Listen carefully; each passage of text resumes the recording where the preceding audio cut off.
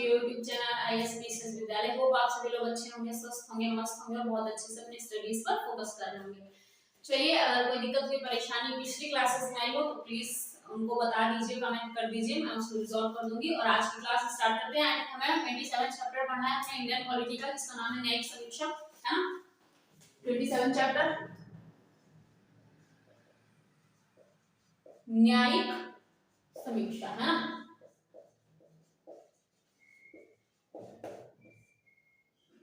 चलिए पहले इसके बारे में थोड़ा सा जान लेते हैं। एक्चुअली में न्यायिक समीक्षा क्या है। जो न्यायिक समीक्षा शब्द है या फिर न्यायिक समीक्षा की उत्पत्ति जो हुई, ये सिद्धांत जो हमें मिला, बेसिकली ये अमेरिका से मिला है हमको, ठीक है। न्यायिक समीक्षा हमारे यहाँ भी न्यायिक समीक्षा है, अधिकार है, ये पूरा संविधान में इनके बारे में लिखा हुआ है। लेकिन जो इसकी उत्पत्ति हुई, कहाँ से हुई है, अमेरिका से हुई। अमेरिका में एक्चुअली में एक केस था जो कि था मार्बरी बनाम मेडिसिन, है ना। मार्बरी बनाम मेडिसिन ऐसे होता है ना, जैसे हमारे यहाँ है केशवानंद केस है, गोलकनाथ केस है, ये सारी चीजें, या फिर बनाम मतलब दो व्यक्तियों के बीच में जब वो चीज हो रही थी तो वर्सेस है ना, वो बनाम हो गया। तो मेडिसिन वर्सेस बनाम आपके कौन थे, मार्बरी, ठीक है। इन दोनों के बीच में हुई थी। उस समय जो जज थे, ये 1803 की बात है। उस समय जज थे अमेरिका में, सर्वोच्च न्यायालय की जो भी जज थे, उस समय के जज जो थे, उनका नाम था जॉन मार्शल। उन्होंने इस बात की न्यायिक समीक्षा की घोषणा करी थी या आदेश दिया था, 1803 की बात है। तो ये तब से वहां तो न्यायिक समीक्षा की शुरुआत हुई। उसके साथ साथ हमारे देश के संविधान में भी इस चीज को अडॉप्ट किया गया।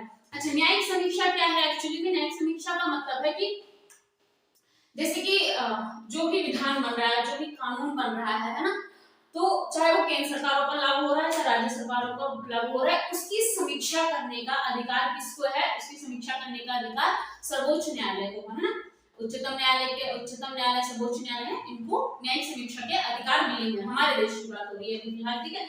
अडॉप्ट कहां से किया गया, उत्पत्ति कहां से हुई, ये तो अमेरिका में हुआ, लेकिन हम अब पढ़ेंगे अपने यहाँ की, हमारे देश में, कि ये कैसे चल रहा है, कौन क्या हो रहा है। जैसे हमारे यहाँ एक न्यायाधीश थे सर्वोच्च न्यायालय के, सर सैयद ऐसे करके थे, अभी नाम बताएंगे आपको, थोड़ा दिखाएंगे। तो उन्होंने कुछ बताया था, कुछ कोटि निर्धारित करी थी कि किस किस समय न्यायिक समीक्षा होगी या कितने प्रकार की न्यायिक समीक्षा होगी, ये सारी चीजें। तो अभी थोड़ा लिख के भी कर लेते हैं, क्योंकि ऐसे सारा ऐसे पढ़ूंगी तो शायद आपको दिक्कत है, नोट्स बनाने की जरूरी है ना। तो बेसिकली न्यायिक समीक्षा जुडिशियल रिव्यू है ना। रिव्यू मतलब समझते हो कि कोई चीज हो गई है, उस पे आपको रिव्यू करना है, यानी कि उसको चेकआउट करना है एक तरह से, है ना। देखना है, समझना है कहीं कोई गलती तो नहीं है, गलती है तो उसको सुधारा जाए, वगैरह वगैरह।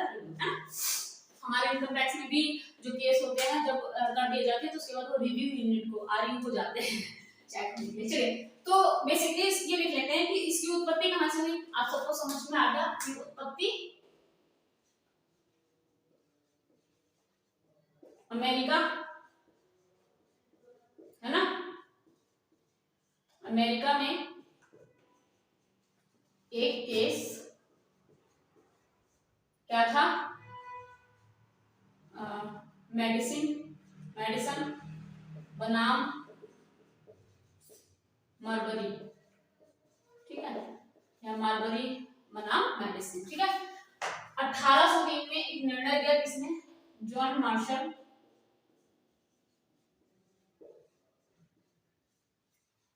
वहां के तात्कालिक, यानी कि उस समय, है ना, तत्काल, ऐसे सुना होगा आपने, तत्कालीन प्रधानमंत्री, तत्कालीन राष्ट्रपति, जो उस समय थे, ठीक है। तो वहां के तत्कालिक न्यायाधीश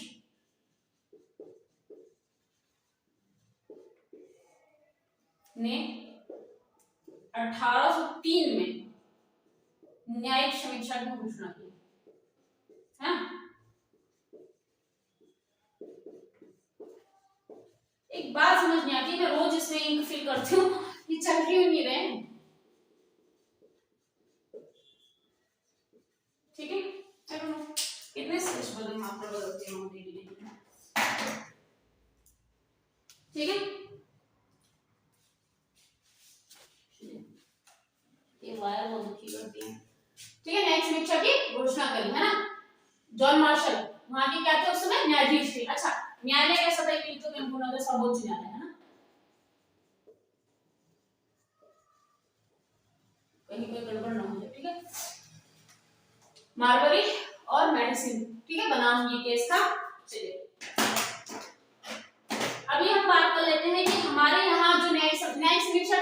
समझ गए क्या होता है ना, रिव्यू करना, कुछ गलत रहे जैसे जो भी विधि है, जो भी कानून है, डेफिनेशन लिखवाने की जरूरत है नहीं समझते की, हाँ, जो विधि है, जो कानून है, उसमें क्या होना चाहिए, उनकी जांच पड़ताल है ना। और ये शक्ति सिर्फ किसको है, न्यायपालिका। तो मैं लिख देती हूँ विधियों की जांच, इतना लिख देती हूँ वैसे, विधियों की जांच का अधिकार ब्रैकेट में न्यायिक समीक्षा है ना,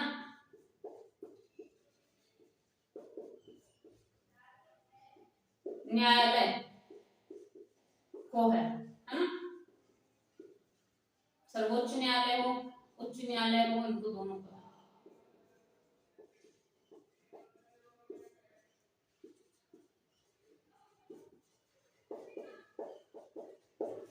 क्या हो रहा है, मार्कर अच्छे से नहीं चल रहे यार।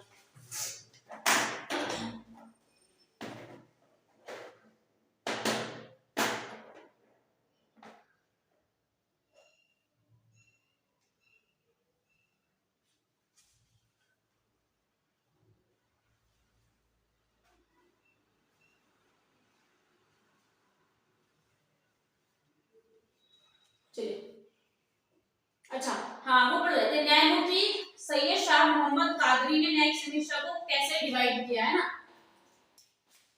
ये लिख लेते हैं। न्यायमूर्ति सर सैयद, ये नाम याद रखना ना, अहमद शाह कादरी, ठीक है, ने न्यायिक समीक्षा को तीन भागों में विभाजित किया, तीन वर्गों में विभाजित किया ना, कि उनका कहने का मतलब है कि जो न्यायिक समीक्षा है वो तीन तरह की हो सकती है, ठीक है। तो न्यायमूर्ति सर अहमद शाह कादरी ने क्या किया है, न्यायिक समीक्षा को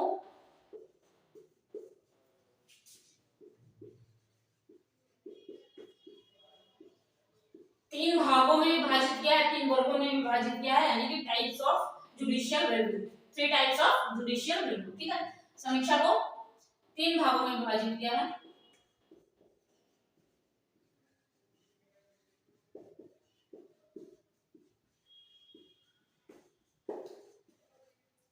ठीक है। पता नहीं क्या लिखा था, बहुत हल्का हल्का सा लग रहा है। पहला आपको पता होगा, सबसे इंपॉर्टेंट जो टॉप मोस्ट आता है, अपने कई बार मुझे लग रहा है ये चैप्टर पढ़ने से पहले भी और कई बार ये चीजों को पढ़ चुके हैं। संविधान का सबसे पहला जो है न्यायिक समीक्षा, न्यायालय के बारे में उसका अधिकार है संवैधानिक समीक्षा, है ना। तो मेरे हिसाब से आपको पहले से संवैधानिक संशोधन, है ना, कुछ हो गया मतलब मैं इसी सारी उठा लेती हूँ। चलिए, संवैधानिक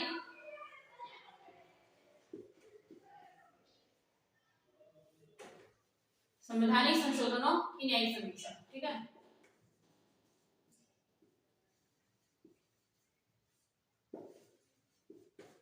न्यायिक समीक्षा, is it visible, let me check.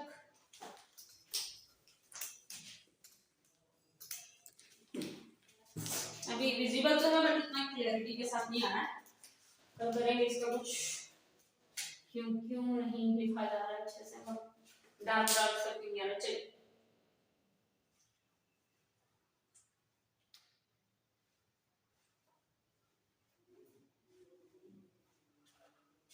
चलिए दूसरी किस बात की समीक्षा करेंगे, संसद द्वारा पारित कुछ कानून होंगे ना, संसद या फिर संसद या एक विधायिका, है ना, एक विधायिका द्वारा पारित कानून की समीक्षा, है ना।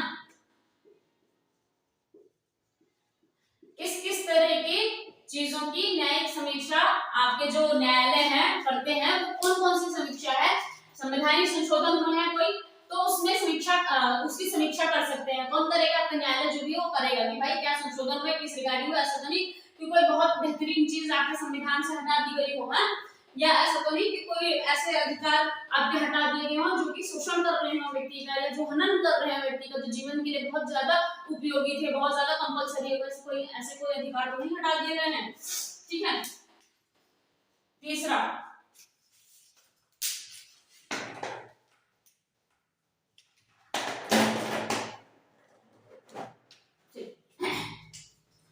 जैसे आप अच्छा संसद वाला समझ गए, संवैधानिक वाला भी चलो समझ गए। ठीक है, चलिए तीसरा आपने सुना होगा संघ और राज्य, ये दो बातें आपने सुनी हुई है, संघ की भी सुनी हुई है और राज्य की भी सुनी है, संघ और राज्य है ना, हमने पहले भी पढ़ा हुआ है।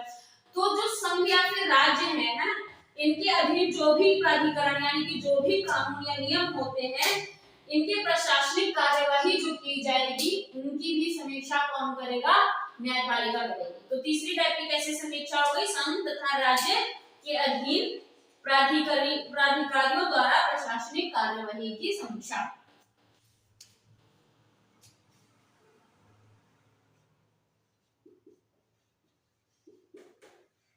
संघ तथा केंद्र है ना, ऐसे लिख लेते हैं, के प्राधिकारियों द्वारा है ना, जो वहां पे कार्यकारी व्यक्ति हैं, ठीक है, जो ऑथराइज्ड व्यक्ति हैं, प्राधिकारियों द्वारा प्रशासनिक है ना, प्रशासनिक एडमिनिस्ट्रेटिव लेवल पे जो काम हो रहे हैं ना, प्रशासनिक मतलब प्रशासन जैसे कि एडमिनिस्ट्रेशन होता है, तो प्रशासनिक कार्यवाही की समीक्षा। होप कि आपको दिख रहा होगा, नहीं दिख रहा होगा तो हम दिखाएंगे। ठीक है, मैं चेक कर लूं, दिख रहा है, मुझे नहीं दिख रहा होगा।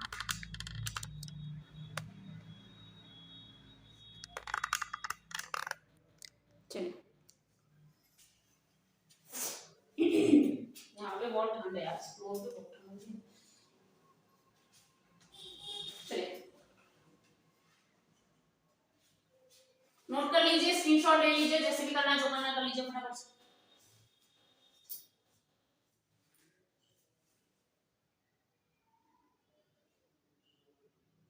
चलिए फिर हम लिखेंगे कि सर्वोच्च न्यायालय ने कौन कौन से ऐसे मामले हैं या मुकदमे हैं जिसमें न्यायिक समीक्षा की शक्ति का उपयोग किया है।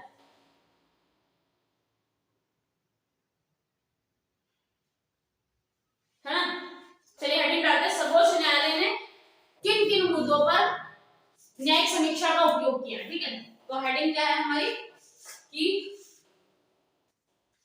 सर्वोच्च न्यायालय द्वारा, भारत की बात होगी कहीं और नहीं, सर्वोच्च न्यायालय द्वारा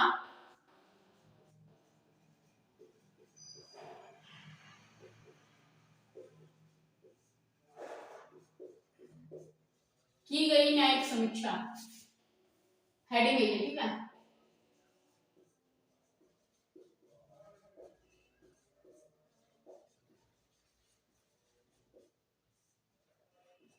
ठीक है, आपको दिमाग में एक चीज आ जाना चाहिए, एक चीज आ जानी चाहिए कि आपको पता होगा गोलकनाथ मामला है ना, ये बहुत फेमस मामला है। गोलकनाथ मामला 1967 में हुआ था, 1967 का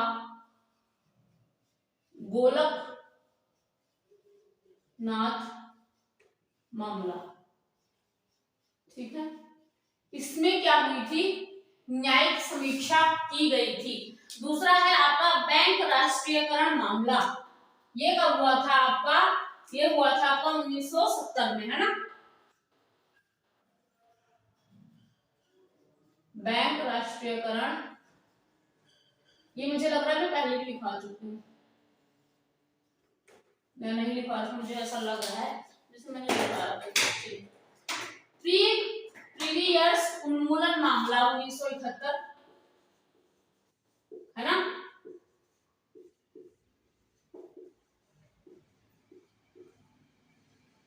अगर इसका मतलब नहीं पता है तो पूछ लीजिएगा, मेरे हिसाब से आपको पता होगा, प्रीवियस उन्मूलन, है ना।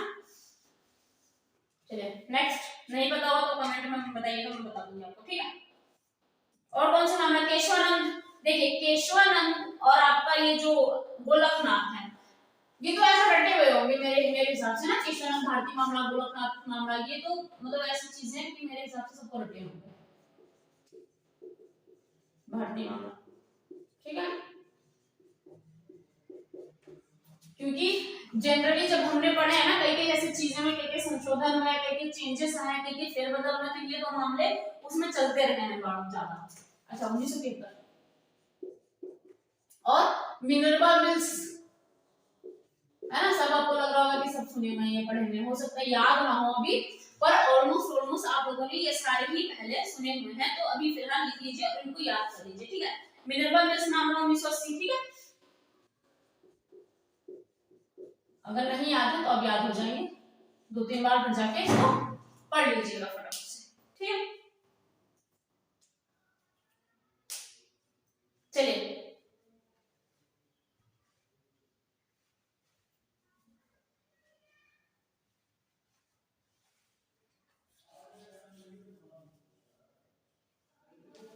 अब हम पढ़ेंगे कि जो न्यायिक समीक्षा है एक्चुअली में इसके फायदे क्या हैं या फिर इसके बेनिफिट क्या हैं, इसके महत्व क्या है। तो आप इसको नोट करिए और 1 मिनट का ब्रेक लेते हैं। मैं थोड़ी 2-3 जैकेट और पहनूंगा, यहाँ पे स्पोर्ट में लग रही है ठंड बहुत है इसकी, तो मैं 2-3 और जैकेट पहन लेती हूँ, तब तक आप लोग इसको नोट करिए फटाफट से।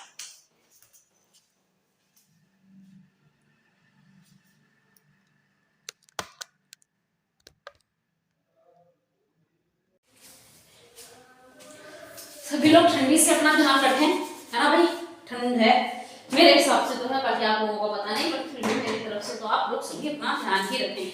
चलिए, so the next heading was की क्या है हमारी हेडिंग, नेक्स्ट समीक्षा के महत्व, है ना। चलिए हेडिंग डालिए नेक्स्ट समीक्षा के महत्व। एक्चुअली ना ये फ्लोर पूरा खुला खुला है, तो इसलिए यहाँ पे ज्यादा हवा वगैरह आती रहती है। नेक्स्ट समीक्षा के महत्व, अगर मैं आपसे पूछूं, कुछ नहीं पढ़ा आपने, मान लीजिए कि इससे रिलेटेड आपने कुछ पढ़ा नहीं है, और फिर भी अगर आपसे क्वेश्चन आ जाता है कि न्यायिक समीक्षा के महत्व के बारे में बताइए, तो बेसिक कौन सी बातें होंगी जो आपके दिमाग में आ जाएंगी कि भाई न्यायिक समीक्षा ये होती है ना। अगर बेसिक सा क्वेश्चन किया जाए तो न्यायिक समीक्षा से एक बात तो हर बंदे के दिमाग में आ जाएगी कि इससे हमारे अधिकारों को हनन होने से बचाया जा सकता है ना, कि बाई चांस कोई ऐसे कानून आ जाते हैं जिससे आपके अधिकार सुरक्षित नहीं हो रहे हैं, अधिकारों का हनन हो रहा है, उल्लंघन हो रहा है, तो न्यायिक समीक्षा अगर हो रही है, यानी कि न्यायालय को जांच परख करने का अगर अधिकार है, तो आपके सबसे ज्यादा जो सुरक्षित हो रहे हैं वो क्या हो रहे हैं, उससे अधिकार सुरक्षित हो रहे हैं। तो ये अगर आपने कहीं से कुछ भी नहीं पढ़ा है, एक बेसिक सी बात बता दूं कि आपने न्यायिक समीक्षा सुना ही नहीं है, पढ़ा भी नहीं है, तो कैसे कॉमन सेंस के थ्रू आप कुछ चीजों को लिख पाएंगे या सोच पाएंगे, समझ पाएंगे थोड़ा सा, ठीक है। तो न्यायिक समीक्षा का महत्व, मूल अधिकारों की रक्षा, हम हेडिंग अगर ऐसे लिखना चाहें एज हेडिंग, तो एक पॉइंट आपका क्या होगा, मूल अधिकारों की रक्षा, है ना।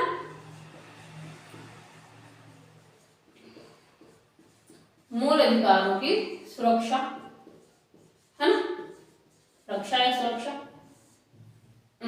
ठीक है।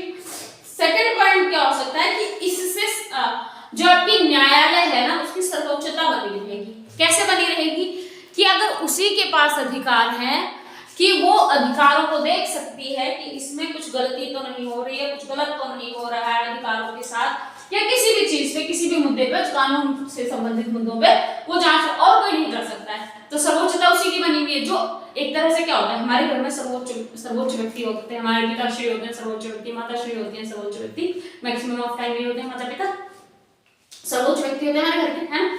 तो इनके अधिकार क्षेत्र में क्या आता है, अपने बच्चों को तमीज में रखना, तहजीब में रखना, ध्यान रखना कि कहीं कोई कुछ गलत तो नहीं कर रहा है, चाहे ना ही बाहर किसी के साथ कर रहा है, ना ही किसी ना ही उनके साथ कुछ गलत हो रहा है, इन सब का ध्यान रखना माताश्री पिताश्री के ही कर्तव्य माना जाता है एक तरह से, ना।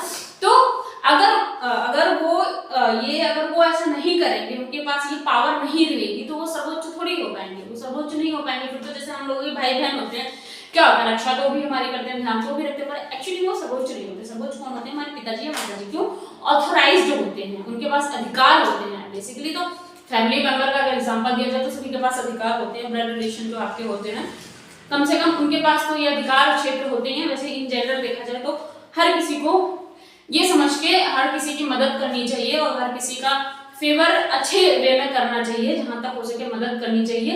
ये नहीं कि किसी क्रिमिनल के लिए बोल रहे हो कि उसको बचाओ जाके, है ना, किसी ने रेप किया है किसी लड़की को और तुम जाके उसके लिए केस लड़ो, ये वाली बकवास बातें तो नहीं बताऊंगी।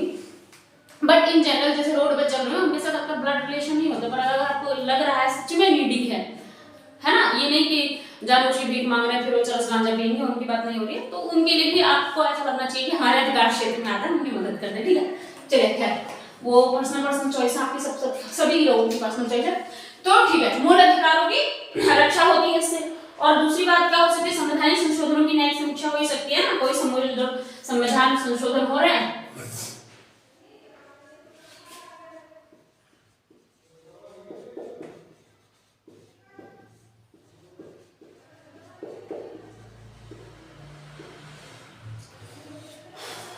संवैधानिक जो भी संशोधन किए जाएंगे उनकी न्यायिक समीक्षा हो जाएगी, है ना, वो देख लेंगे, जांच परख कर लेंगे कि भाई ये जो किया गया है परिवर्तन ये ठीक है, अगर नहीं ठीक है तो उसको मना भी कर सकते हैं, उस पर रोक भी लगा सकते हैं। कौन न्यायालय लगा सकता है? आपका जो न्यायालय है ये लगा सकता है, इसके अलावा किसी के पास ये समीक्षा करने का अधिकार नहीं है ना।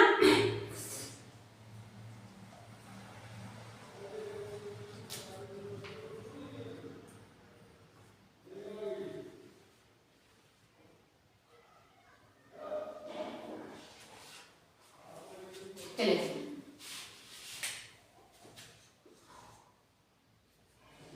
और क्या है, जैसे ये संतुलन बनाए रख सकते हैं केंद्र और राज्य के बीच में, है ना, तो हम इसको ऐसे लिख सकते हैं संघीय संतुलन। संघीय संतुलन किसके बीच में? केंद्र और राज्य के बीच में।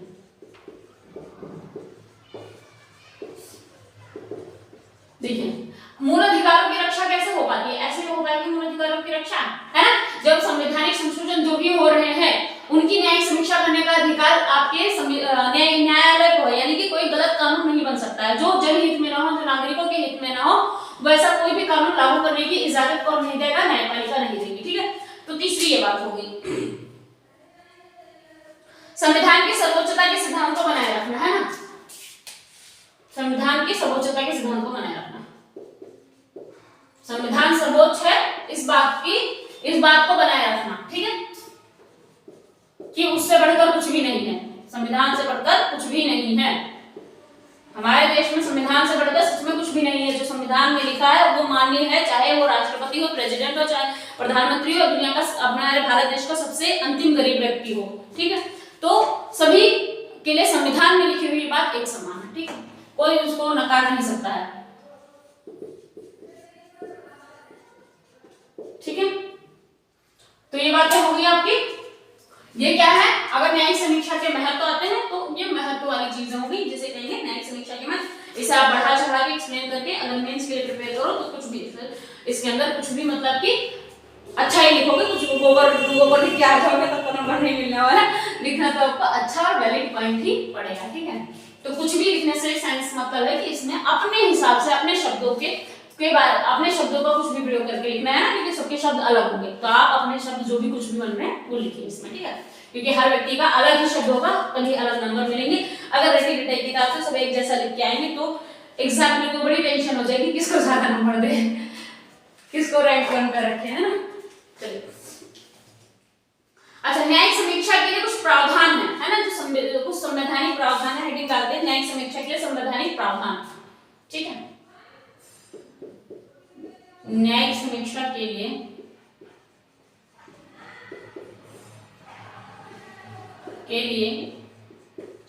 न्यायिक प्रावधान,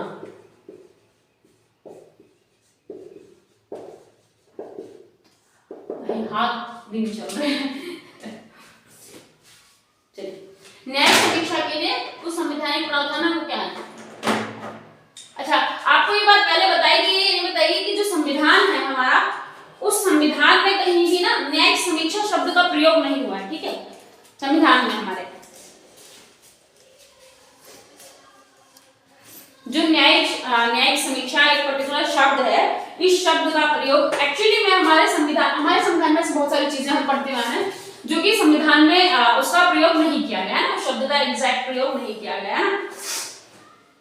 तब भी अनुच्छेदों के प्रावधान सर्वोच्च न्यायालय या उच्च न्यायालय की न्यायिक समीक्षा का शक्ति प्रावधान है, पर फिर भी कुछ अनुच्छेद ऐसे हैं, कुछ अनुच्छेदों में ऐसे प्रावधान किए गए, भले ही देखिए संविधान में नहीं लिखा हुआ वो शब्द, लेकिन जो कुछ अनुच्छेद हैं, है ना, इतने सारे जो अनुच्छेद हैं हमारे, उन अनुच्छेदों में कुछ ऐसे अधिकार या फिर शक्तियां या फिर कार्य दिए गए हैं जिनसे ये अर्थ निकलता है कि न्यायिक समीक्षा के क्या क्या प्रावधान है और न्यायिक समीक्षा क्या है और न्यायिक समीक्षा में क्या कार्य हैं, क्या अधिकार क्षेत्र हैं जो न्यायिक समीक्षा के अंतर्गत आते हैं। ठीक है, बस इतना है कि ये न्यायिक समीक्षा जो एक पर्टिकुलर शब्द है ये आपका संविधान में कहीं लिखा हुआ नहीं है। ठीक है, चलिए तो अब वही जान लेते हैं बेसिकली। ये भी लिखो, कुछ अनुच्छेद हैं, कुछ अनुच्छेदों में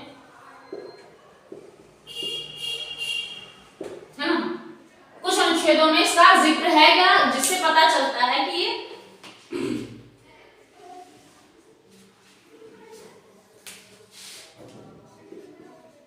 अच्छी सी लाइन बनाते हैं।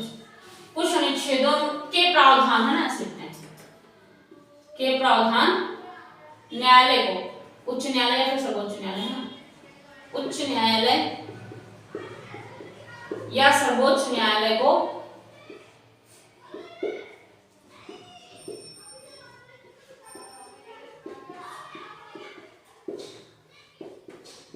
न्यायिक समीक्षा के अधिकार प्रदान करते हैं। कुछ अनुच्छेदों के प्रावधान उच्च न्यायालय या सर्वोच्च न्यायालय को, और लिखना चाहिए या नहीं, और सर्वोच्च न्यायालय को न्यायिक समीक्षा की शक्ति प्रदान करते हैं। समीक्षा के अधिकार या शक्ति है ना, पावर्स प्रदान करते हैं। चलिए ब्रैकेट में लिख लेते हैं कि संविधान में न्यायिक समीक्षा का शब्द नहीं है, संविधान में न्यायिक समीक्षा का उपयोग या प्रयोग नहीं है, उपयोग नहीं है।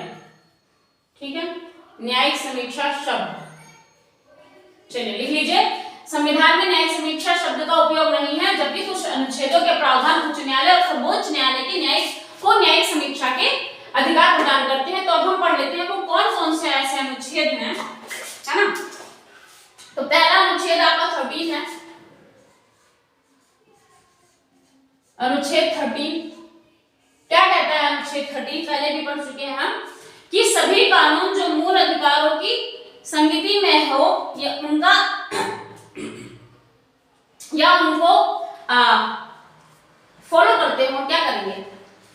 अपशब्द या उनका अपश करता हुआ निरस्त माने जाएंगे, है ना।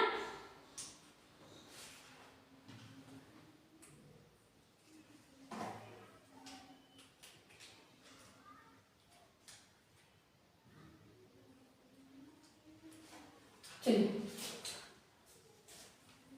अच्छा, बेसिक अनुच्छेद 13 में से क्या है?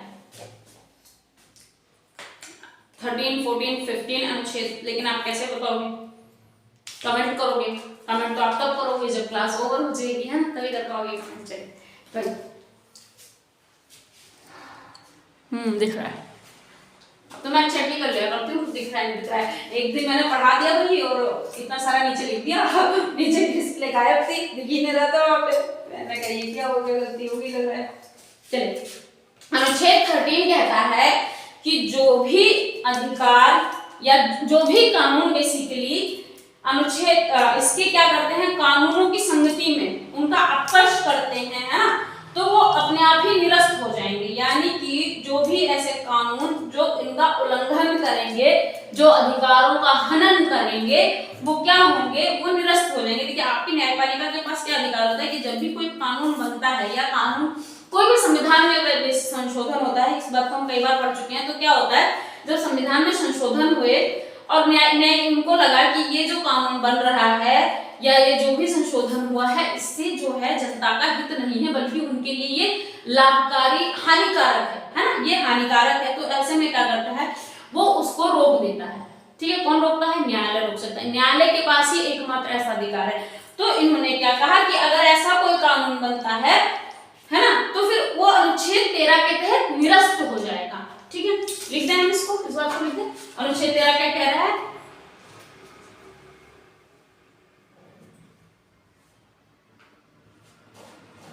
चलिए अनुच्छेद 13 कहता है सभी कानून, ठीक है, लिखिए हेडिंग डालिए अनुच्छेद 13, फिर उसके अंदर एक्सप्लेन करके लिखेंगे सभी कानून जो मूल अधिकारों की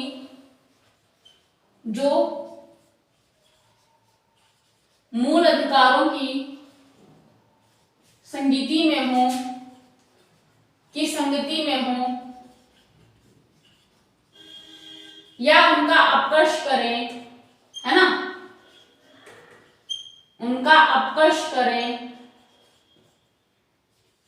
भगवान ही जाने मार्कर को क्या हो गया, अपकर्ष करें, निरस्त माने जाएंगे, है ना। इसमें कोई दुविधा, कोई परेशानी जो आपको समझ ना आई हो? चलिए अगला अनुच्छेद पढ़ते हैं, अगर ये वाला समझ आ गया तो, है। अनुच्छेद 32 पढ़ते हैं, है ना। मौलिक अधिकारों का कुछ इसमें विषय में बात की गई है, क्या की गई है?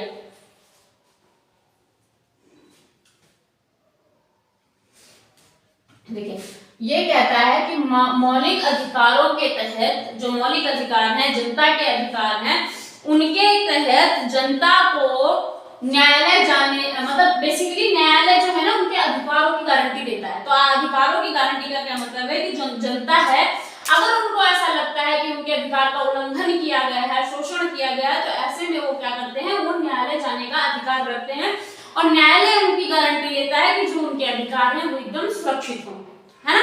क्या करते हैं वो न्याय करते हैं ना। अगर किसी के साथ कुछ शोषण हुआ होता है तो व्यक्ति जाता है तो उसको न्याय मिलता है ना। जिसने कुछ गलत किया होता है उसको सजा मिलती है। जो जिसका न्याय का अधिकार होता है, जो जिसका जो अधिकार जो संशोधन में लिखा है कि ये एक पर्टिकुलर व्यक्ति का अधिकार है, तो उसको अधिकार के खिलाफ जो भी चीजें उसके साथ हुई, घटित हुई होती है, उसके लिए वो एक्शन लेता है। कौन लेता है? फिर न्यायालय ही ले सकता है ऐसे अधिकार। ऐसे अधिकार सिर्फ और शक्तियां किसके पास है? न्यायालय के पास। तो ये अधिकारों की गारंटी लेता है। कैसे लेता है, किस वे में लेता है, बता दिया है, उसमें मेरे हिसाब से कोई दिक्कत नहीं होगी, है ना। अधिकारों की गारंटी कौन लेगा? न्यायालय लेगा कि कोई और ले लेगा? तो अगर अधिकारों की गारंटी लिख लिया, इसे समझ जाओगे या कुछ और लिखवाने की जरूरत पड़ेगी?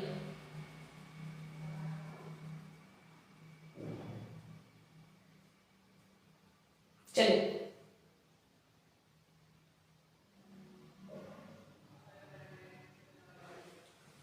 अनुच्छेद 131 लिखते हैं हम।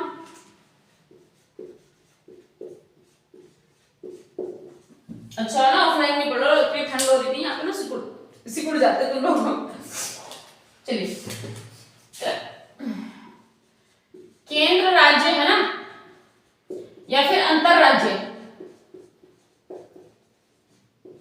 जो भी जैसे कोई वाद विवाद हो जाए, चाहे केंद्र से राज्य में हो जाए या राज्य टू राज्य में ही किसी भी तरह का अगर विवाद हो जाता है, तो इन विवादों के लिए सर्वोच्च न्यायालय का मूल क्षेत्राधिकार निश्चित करता है। यानी कि इसके भी अधिकार किसके पास हैं? इसके भी अधिकार आपके न्यायालय के पास ही हैं। ठीक है, तो ये केंद्र राज्य अंतर राज्य, इसके अधिकार इनकी, चलिए विभाग भी लिख देता हूँ। मेरे को डर सा लगता रहता है कि जब आप पढ़ो तो ऐसा ना हो कि आपको केंद्र राज्य अंतर राज्य खाली लिखा है तो आपको याद ना आए कि किस विषय में बात कर रहे हैं ना। हो सकता है घर जाके आपके दिमाग से ये चीज निकल जाए कि आपने वहां क्या पढ़ा था। सर्वोच्च न्यायालय का मूल क्षेत्राधिकार है ना।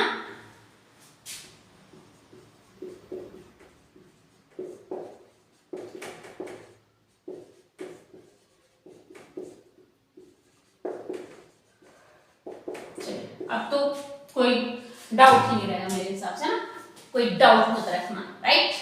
होगा डाउट तो बताते रहना फटाफट से, सुविधा है।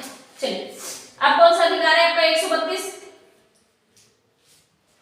है ना। अपने आप से दिमाग लगा दीजिए कि क्या होगा। 132 फटाफट से लगा दीजिए दिमाग, ज्यादा टाइम नहीं लगाएंगे हम। अपीलीय क्षेत्राधिकार है ना।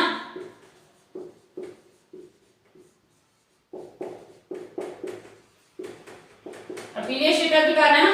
कौन से अनुच्छेद के तहत आता है? अनुच्छेद याद दिलाते रहिए या फिर बताते रहिए फटाफट से। मैं अनुच्छेद लिखता हूं आपको। तो चलिए नेक्स्ट अनुच्छेद 133।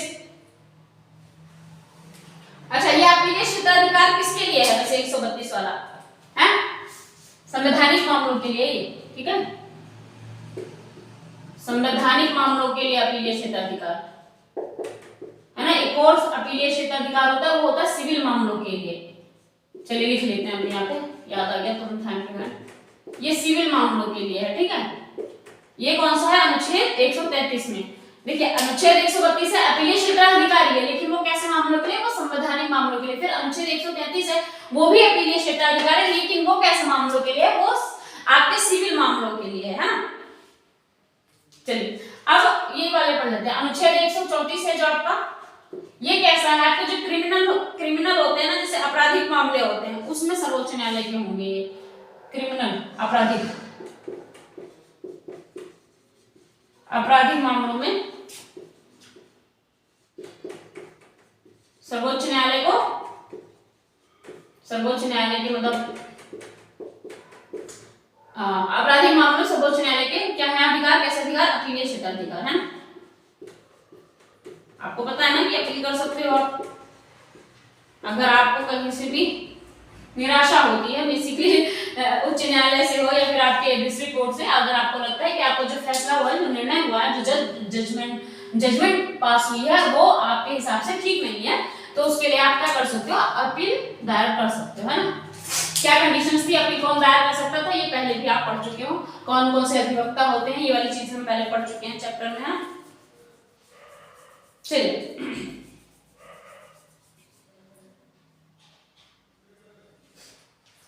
अच्छा, इसमें एक चीज है 134A।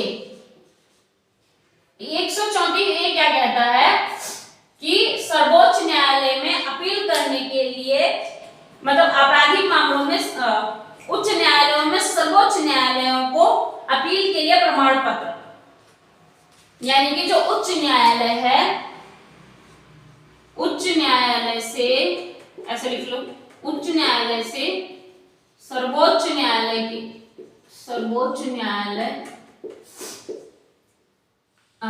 के अपील के लिए, है ना, ये सही रहेगा, के लिए प्रमाण पत्र, है ना। क्या हुआ कि बंदा जो है वो कोई केस चल रहा था जो उसका उच्च न्यायालय में था, लेकिन उच्च न्यायालय में जो भी उसका निर्णय हुआ, उसके हिसाब से उसे लगा कि भाई ये निर्णय मेरे लिए ठीक नहीं है, या ये सच है ही नहीं, जो निर्णय ले लिया गया है एक्चुअली में किसी फेरबदल की वजह से, सबूतों की कमी की वजह से, या उस समय खिलाफ में सबूत ज्यादा रहे हो जबकि सच हो ना हो, ठीक है। तो ऐसे में कुछ निर्णय गलत हो गए हैं, तो वो उसको लग रहा है, तो वो जाएगा न्याय पाने के लिए, वो सर्वोच्च न्यायालय यानी कि सुप्रीम कोर्ट जो कि सिर्फ दिल्ली में है, उसके पास जाने का उसका अधिकार क्षेत्र है। तो ऐसे में क्या है, उच्च न्यायालय से उसको क्या मिलेगा, उससे एक प्रमाण पत्र मिलेगा, किस लिए, सर्वोच्च न्यायालय को अपील के लिए, है ना।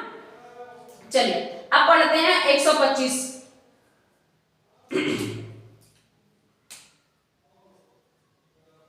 चलिए अनुच्छेद 135 क्या कहता है, लिख लीजिए, हेडिंग डालिए, हेडिंग है 135, अनुच्छेद 135 दिख रहा होगा नीचे या नहीं पता नहीं थी, मैं सोची थी सारे अनुच्छेद जितने हैं इसी में लिख जाते हैं हमारे। अनुच्छेद 135 क्या कहता है, सर्वोच्च न्यायालय को किसी संविधान पूर्व के कानून के अंतर्गत संघीय न्यायालय के क्षेत्राधिकार एवं शक्ति का प्रयोग करने की शक्ति देता है। संघीय न्यायालय के क्षेत्राधिकार दिख रहा है, यहां से बताओगे कैसे, अगर दिख भी रहा है कमेंट करोगे। सो जाते हो, मुझे तो लगता है तुम लोग बहुत जल्दी। हाँ, संघीय न्यायालय के क्षेत्राधिकार एवं प्रयोग के अधिकार, इतना लिख लो, बाकी तो हम बना के लिखेंगे अपने शब्दों में ना। लेट मी चेक फर्स्ट कि दिख रहा है कि नहीं दिख रहा है, ऐसा ना हो ज्यादा नीचे चला गया, नहीं ठीक है। कई बार आपके ना लिखते लिखते हम बहुत नीचे पहुंच जाते हैं, फिर हमें दिखा होता है कि भाई ये तो दिख ही नहीं रहा है, डिस्प्ले में आ ही नहीं रहा है, इतना नीचे पहुंच गए लिखते लिखते, है ना। चलिए इतना लिख लीजिए, फिर आगे नेक्स्ट उसमें लिख पाएंगे। अनुच्छेद और लिखवा दो ऐसे 143 अनुच्छेद लिखा देती हूँ यहाँ पे, है ना। अनुच्छेद 143, 226, है ना। और कौन कौन से अनुच्छेद है, 143 है, 226 है, 227 भी है, हाँ, 245 है, 246 है शायद, 243, नहीं 243, 226, 27, 45, 46 है ना, और 251, एक 300 से भी है, 245, 46, 51। चलिए नोट इट डाउन करिए। इनके अलावा 135 तक हमने पढ़ लिया। इनके अलावा आपके जो अनुच्छेद है वो कौन कौन से? 143 है, 226 है, 227 है, 245 है, 246 है, 251 है, 252 है, 372। ये सारे अनुच्छेद जो हैं उन सभी अनुच्छेदों में कैसे प्रावधान है जो न्यायिक समीक्षा को समझाते हैं या जो अधिकार प्राप्त करते दिखे। क्या कहा कि जो हमारा संविधान है उसमें न्यायिक समीक्षा में जैसे शब्द का प्रयोग नहीं किया गया, पर इन अनुच्छेदों को पढ़ने के बाद ही आपको पता चलेगा कि न्यायिक समीक्षा है, उसका महत्व भी है, और न्यायिक समीक्षा कैसे कैसे की जा रही है, किन किन कामों में की जा रही है, ये सारे किन अनुच्छेदों को जब पढ़ोगे अच्छे से तो आपको समझ आएगा कि ये कैसे अधिकार क्षेत्र है और किसको मिल रहे हैं, न्यायालय को मिल रहे हैं, किस विषय के लिए मिल रहे हैं ये सारे अधिकार क्षेत्र। तो यहाँ तक अगर लिख लिया तो 135 तक अगर आपने लिख लिया तो आगे का नोट डाउन कर लीजिए। 143, 226, 227, 245, 246, 372 और 252 भी है, ठीक है। स्क्रीनशॉट लीजिए या फिर नोट इट डाउन करिए जैसा कंफर्टेबल लगे आपको।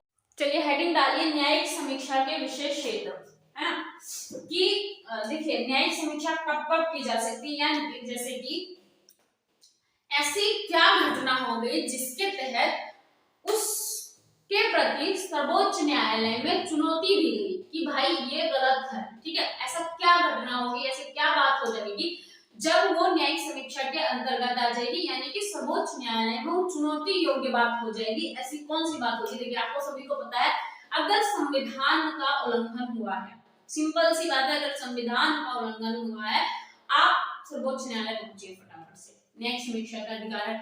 दूसरी सबसे बड़ी बात, अगर मूल अधिकारों का हनन हो रहा है, संविधान का अगर उल्लंघन हुआ है या आपके मूल अधिकारों का हनन हुआ है, फटाफट से पहुंच जाइए आप सर्वोच्च न्यायालय। तीसरी एक बात, जैसे किसी ने कोई कानून बनाया है पर वो उसके अंडर में आता ही नहीं है, है ना, उसकी सक्षमता से बाहर है अगर वो, तो उसके लिए भी आप वहां पे जा सकते हैं। ऐसा नहीं है कि देखिए हमें कौन से कानून मानने होते हैं, जो हमारे संविधान में बनाए गए होते हैं, ठीक है।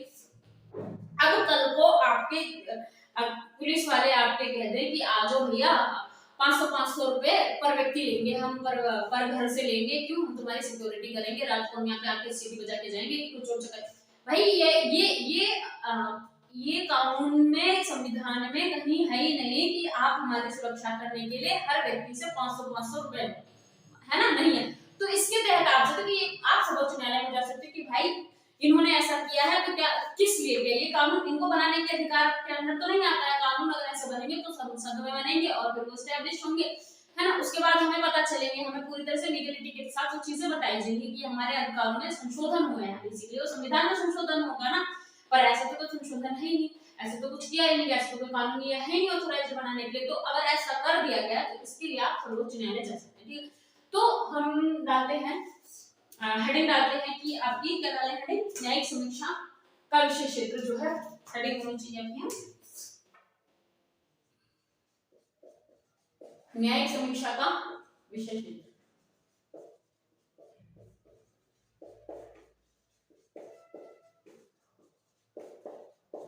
देखिए यूपीपीसीएस की डेट्स आ चुकी हैं, फॉर्म फिल कर दीजिए, 29 तारीख लास्ट डेट है एग्जाम फीस वगैरह की, और बस कहीं कोई दिक्कत आएगी तो फॉर्म भरने में भी आप पूछ सकते हो मेरे, ठीक है।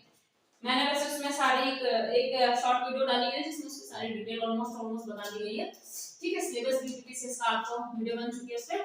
चलिए तो क्या है, अगर क्या क्या ऐसे हालात हैं जब भाई सर्वोच्च न्यायालय में कुछ चुनौती दी जाती है, तो अगर मौलिक अधिकारों का उल्लंघन है,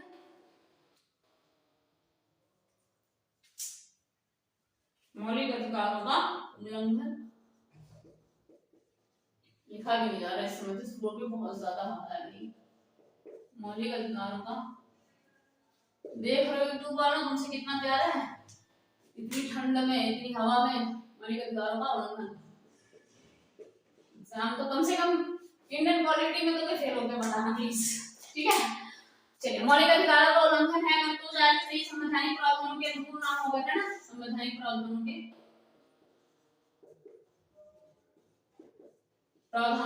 प्रतिकूल हो। अनुकूल का उल्टा क्या होता है? प्रतिकूल। अनुकूल मतलब फेवर में और प्रतिकूल मतलब अगेंस्ट। संवैधानिक प्रावधानों के प्रतिकूल हो यानी कि खराब हो, है ना, उल्टा हो, प्रतिकूल हो। कभी कभी प्रतिकूल ऐसा लगता है ना, समझ नहीं आता कि ये उल्टा जैसा थोड़ा सा कठोर सा शब्द नहीं लग रहा ना प्रतिकूल, तो हम समझ नहीं पाते कि एक्चुअली में इसका मीनिंग क्या हो सकता है। ठीक है, फिर क्या है? उस अधिकारी की सक्षमता से बाहर हो जिसने इसे बनाया है ना।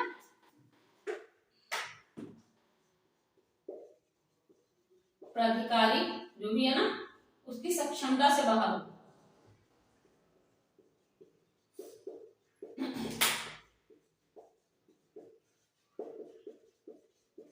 जिसने इसे बनाया है। ठीक है,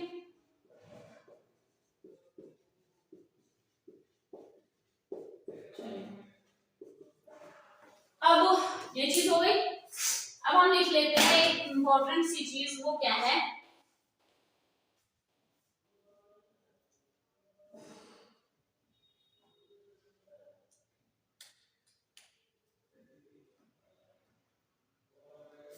नवी अनुसूची की न्यायिक समीक्षा। एक हेडिंग डालिए, नवी अनुसूची की न्यायिक समीक्षा। नवी अनुसूची की न्यायिक समीक्षा। ठीक है, डालिए हेडिंग सभी लोगों ने। भाई हमारा तो लग रहा है सीखने पड़ेंगे सारे के सारे।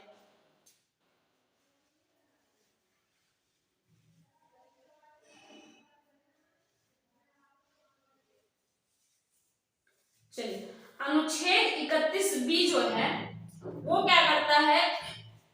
नवी अनुसूची में शामिल अधिनियमों एवं विनियमों को, है, चाहे उसके अंदर जो भी अधिनियम है, किसमें? अनुसूची बी में। कौन कर रहा है ये बात? अनुच्छेद 31B, है ना। अनुच्छेद 31B नवी अनुसूची में शामिल अधिनियमों विनियमों को किसी भी मौलिक अधिकार के उल्लंघन के आधार पर चुनौती एवं अवैध ठहराने से रक्षा करता है।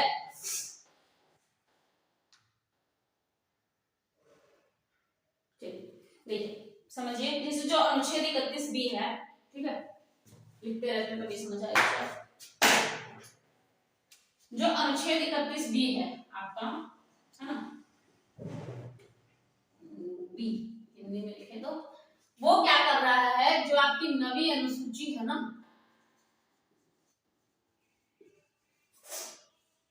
ठीक है, नवी अनुसूची, अनुच्छेद 31B, बी फॉर बॉल वाला और हिंदी में बा से बतख वाला पार्ट। ठीक है, कोई कंफ्यूज मत हो जाना।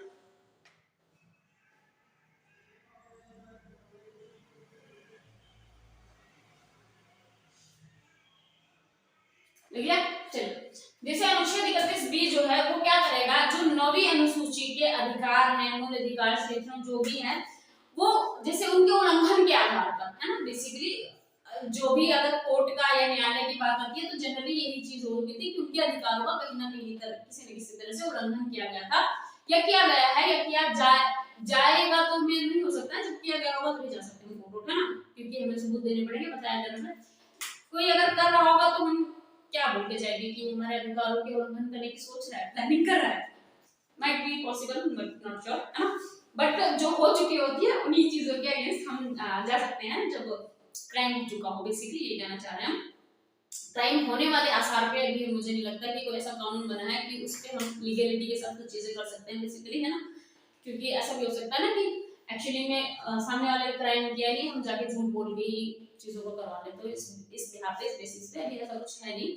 जनरली कई बार क्या होता है कि लोग अवेयर होते हैं कि भाई ये हमारे साथ ऐसा गलत काम कर सकते हैं, बाद में गलत काम हो सकता है, हो जाता है, और उसके बाद कोर्ट केस और ये सब चीजें होती है। बट जब तक उसको पता होता है कि भाई ये कर सकता है, बट कुछ सबूत नहीं हो, ये बहुत सारी चीजें, लैक ऑफ प्रूफ या लैक ऑफ एविडेंस, ऐसी चीजों में हो नहीं पाता। जब तक बंदा मरे नहीं तब तक सबूत आते नहीं है जनरली, है ना। तो क्या पढ़ते हैं? अच्छा हाँ, अनुच्छेद 31B है, क्या कह रहा है? नवी अनुसूची में शामिल अधिनियमों एवं विनियमों को किसी भी मौलिक अधिकार के उल्लंघन के आधार पर चुनौती एवं अवैध ठहराने से बचता है। ठीक है, और नई अनुसूची की नई समीक्षा में क्या क्या बातें शामिल हैं?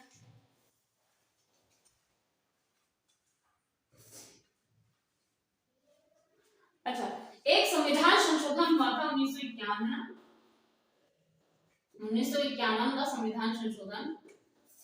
अब आप सोच रहे होंगे ना कि इन दोनों से आपस में क्या ताल्लुक है भाई, कैसे कनेक्शन बना? अनुच्छेद 25 का अनुच्छेद 10 से क्यों नहीं बन गया है? तो सुनिए, अनुच्छेद 1951 में एक संविधान संशोधन हुआ था, ठीक है, जिसके तहत भाई एक तो मैं मार्कर से परेशान हो गई बहुत ज्यादा।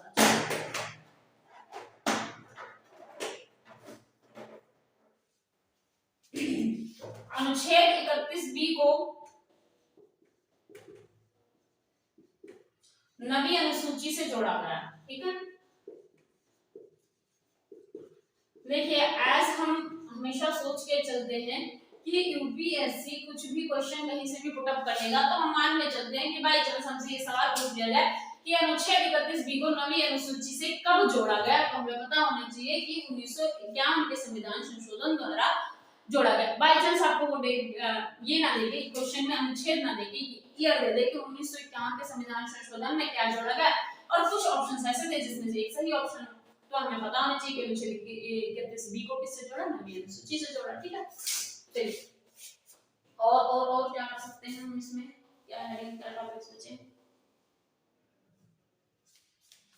चलिए, कुछ बचा है खास जो हम इस चैप्टर में पढ़ सकते हो?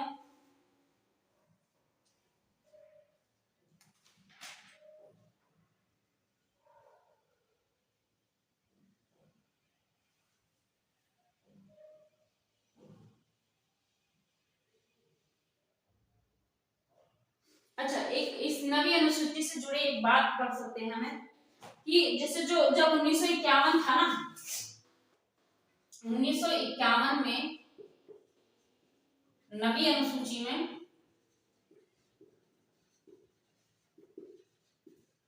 13 अधिनियम थे, है ना?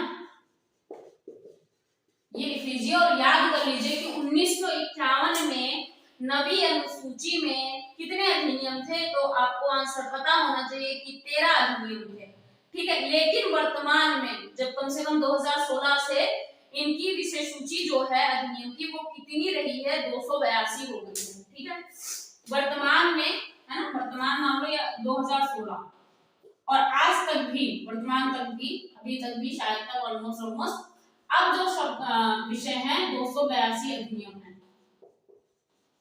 देख लो फर्क, देख लो विनोद जी, नहीं देख लो विनोद, ऐसा शायद, है ना? चलिए, नवी अनुसूची में 1951 में कितने अधिनियम? 13। 2016 से अभी तक भी, मतलब 2016 में 282 थे और अभी तक भी 282 अधिनियम हैं, इसमें नवी अनुसूची में, ठीक है। एक इंपॉर्टेंट पॉइंट था।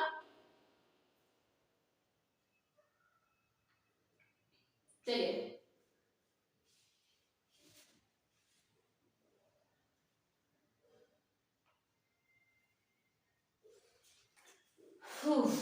इसका मतलब समझ गए हो ना? जैसे कोई दिक्कत कोई परेशानी है, दोबारा रिपीट कर दूं? अगर कहीं कोई कंफ्यूजन हो अनुच्छेद 31B और नवी अनुसूची में, तो एक बार मैं दोबारा बोलती हूं, सुनिए।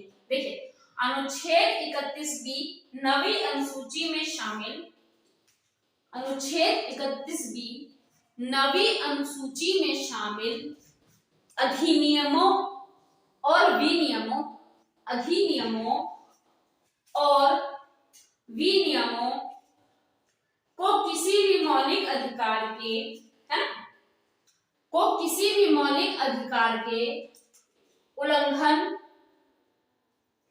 के आधार पर चुनौती देने, है ना, उल्लंघन के आधार पर चुनौती देने एवं अवैध ठहराने, है ना, इनवैलिड, अवैध ठहराने से रक्षा करता है। सिंपल सी बात है। अब अगर नहीं भी समझ आया तो ये डेफिनेशन को लिखिए और बार बार पढ़िए, तब समझ आ जाएगा, ठीक है।